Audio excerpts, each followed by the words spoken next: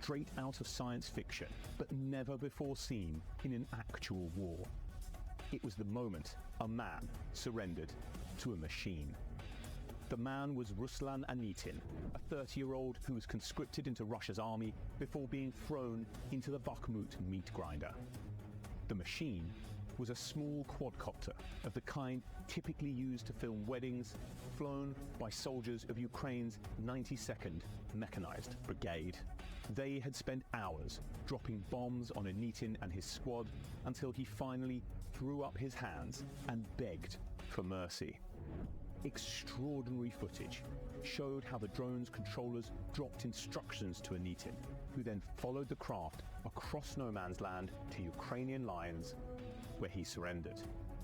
With its trenches, artillery drills, and aging weaponry, the war in Ukraine is often eerily reminiscent of the kind of conflicts that tore Europe apart over the last 100 years. But the drones, which continually buzz over the battlefield, mean this is a war that could only be fought in the 21st century. This is how drones are transforming age-old warfare, why combining them with AI could change the way we fight forever, and the extraordinary story of how they saved one man's life.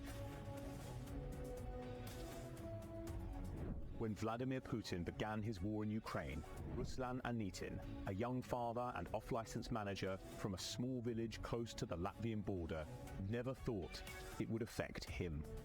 But by May this year, Anitin was on the front lines in Bakhmut, conscripted into the army, then shoved into a trench along with 2 other men and told he would be shot if he retreated.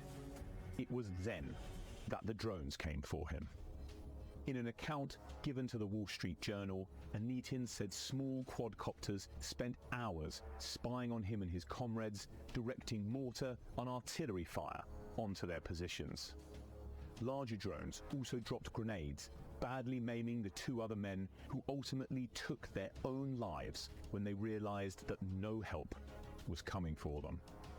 Anitin was wounded in the arm, head and chest and knew it was only a matter of time before the drones got him too.